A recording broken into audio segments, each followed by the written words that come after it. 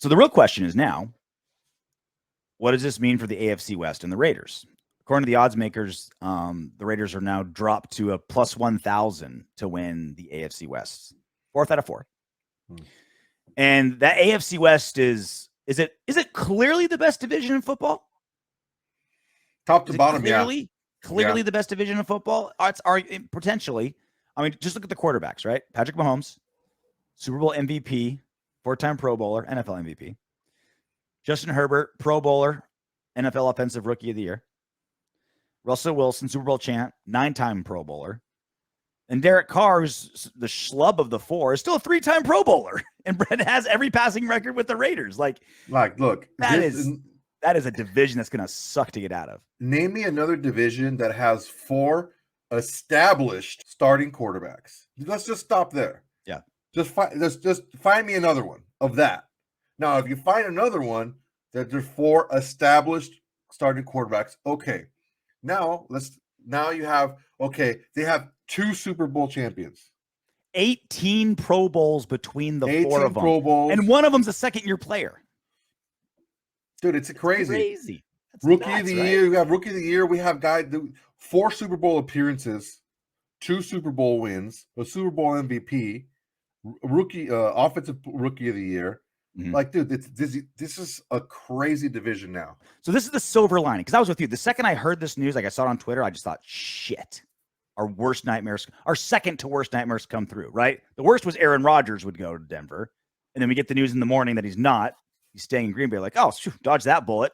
45 minutes later, bam, Russell Wilson's packing his bags, heading to the Rockies. And so the silver lining was this, because I was just like him, like, damn it, this is what we've been fearing for the last season and a half, is that the Broncos would get They actually did it. They actually did it.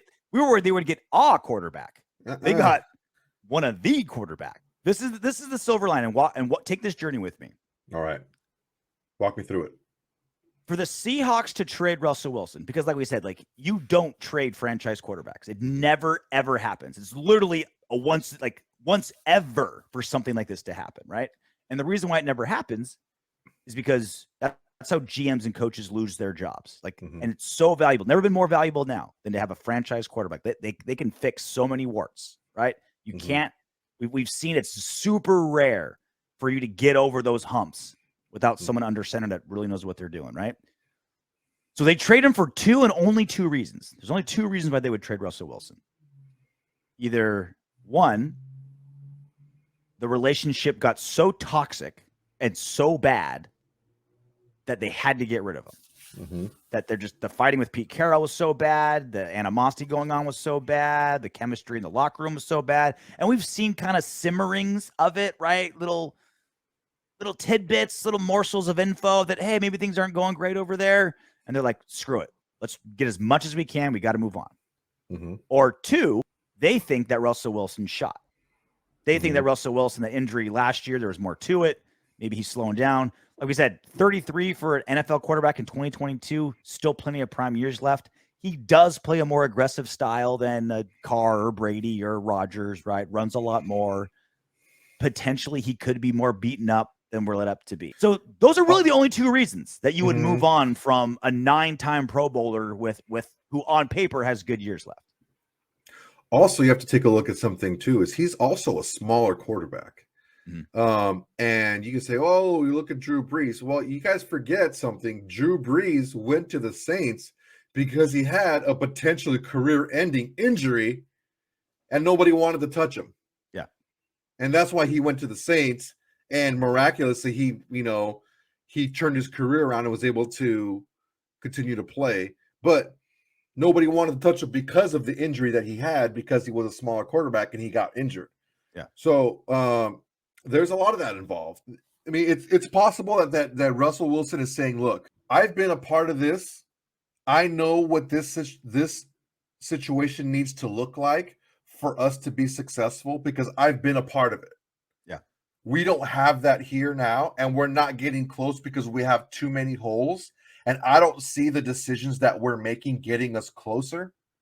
And I'm not going to be quiet about it. I'm not going to go outside, and I'm not going to go out to the public and say things, but I'm not going to be quiet with you guys. I'm going to still hold you guys accountable internally because you guys aren't making this situation what it needs to be, because I've been a part of winning situations and this is not it. Now, if the Seahawks are looking around and I'm like, dude, motherfucker's got a point. We're not that situation right now. Let's just get what we can for Russell Wilson. Pete Carroll, you're 70 years old. Let's kind of get what we can out of you on a couple of years and have this, what is that new show, Succession? It's not that new anymore, but it's awesome. Well, it's a pretty awesome show, right? Well, let's have put a plan together and let's build for the future now.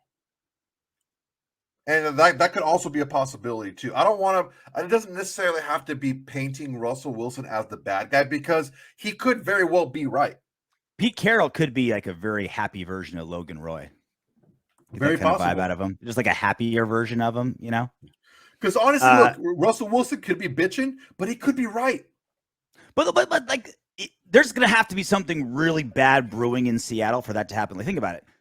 That's the first losing season of Russell Wilson's career. Like, no team in the last decade has more wins than the Seahawks. It's nuts how they have had one losing season all that time. 10 wins, 10 wins, 11 wins, 9 wins, 12 wins. Like, it's insane, right? Like, they were the statue of consistency, of stability. Like, they were the cream of the crop. Like, they never faltered. Right. Okay. Like, but look at this. Hold on. Like, if you're gonna leave, like, that's the thing is, smart people don't react instantaneously, right? Like, oh man, we had one losing season out of 10. I better get out of here. This ship is sinking, right? Like, you think long term. Like, the Broncos, like, right this second, we both agree their roster is better than the Seahawks, right? But they've had a lot of years of instability. They've had a lot of years of floundering, right? And when you and I think most people point to not having a quarterback as a primary reason, but there might be more to it. And also, there's a reason why they're not getting a good quarterback. One, it's hard as fuck, right? It's really great quarterbacks don't grow on trees. But two, like, you gotta be smart in the front office. You gotta have right moves. You gotta be a good organization to be able to get that. So for him to bounce and say, like, oh man, the Seahawks, this franchise does not know what it's doing. After 10 years of winning. But doesn't necessarily mean that he's saying that. That's the thing, RJ. You're painting him into this corner that he's saying that you don't know what you're doing. But this is 2 years now. Last year, they squeaked into the playoffs last year, and they got first rounded by a backup quarterback of the Rams. And then the starting quarterback went in, and that's a quarterback that they didn't even want to play. So they got beat by the Rams quarterback that they shipped away because they didn't want him. Okay.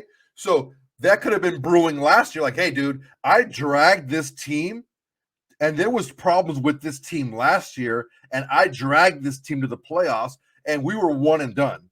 We had no business to be in the playoffs. We got fucking our asses kicked. And I'm telling you guys what these issues are, and it's not getting addressed.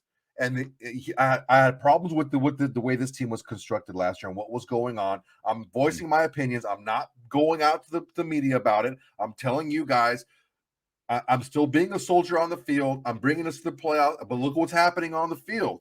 It's not translating to the field. Okay, we go play again this year. Look what happened this year. I get hurt. Great. I missed a couple games. I understand I got hurt. I went back and I wasn't ready to come back. I still came back and played. I tried my best, but there's still issues on this roster that aren't being addressed. Okay, fine. We understand. I mean, you're painting him like he's the bad guy here. He doesn't necessarily have to be the bad guy for this to have gone down that way. I wasn't meaning to. I didn't intentionally mean to paint him as the bad guy. My thing was. Well, the words you're using is like, you're painting him out to be the bad guy. Not at all. He's making it's not bad guy, but you're saying, you're saying your words are saying that Russell Wilson is like, you guys don't know what you're doing. Get me out of here. That's the word you're using. Well, those are the options, right? Like it's one of those things are happening, right? Either he doesn't know what he's doing and he's like, oh, I'm going to bail on 10 years of consistency because of one bad year.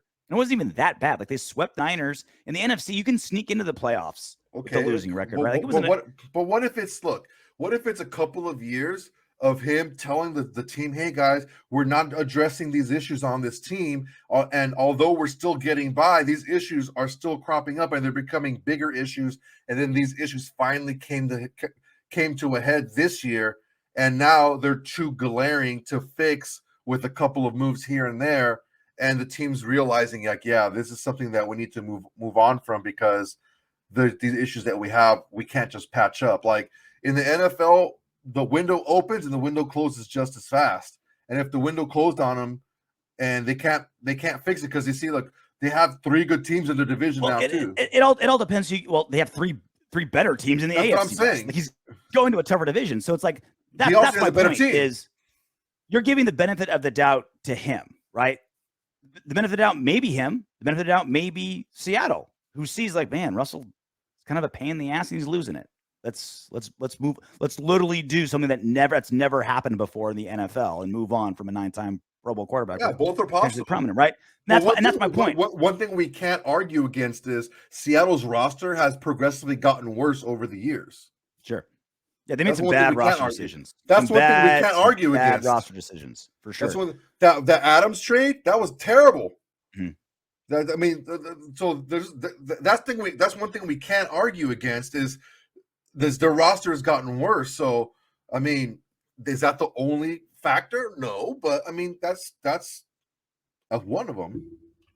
So this is what's going to tell me about Russell Wilson is what Seattle does next. And this is why we're talking Seattle, because I want to know what kind of Russell Wilson we're getting. Is he coming here because he's pissed off, got out, and he's still amazing?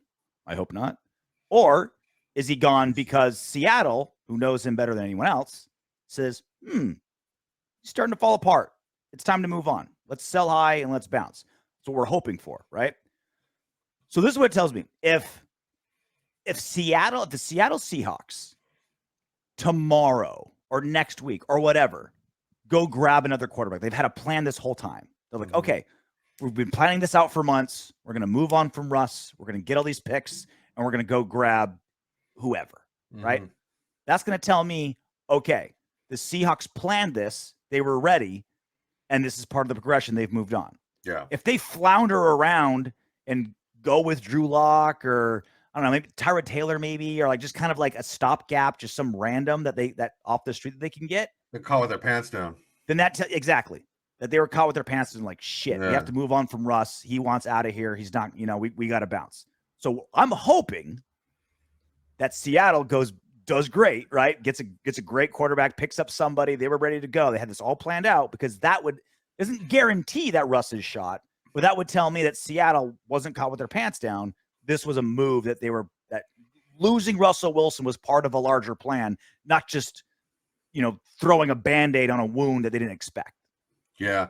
This is very similar to when Peyton Manning came over, because Peyton Manning physically was nowhere near to the Peyton Manning that we remembered when he went over to Denver. He was a carcass. It was Weekend at Bernie's. Now, he was mentally, he was still able to play the game, and he was still able to be a contributor. Mentally better than ever, right? Oh, yeah. More veteran, right? He was smarter, able to, and even a diminished Russell Wilson is the best quarterback, because he's physically, he's not as beat up as Peyton Manning was when Peyton Manning got there.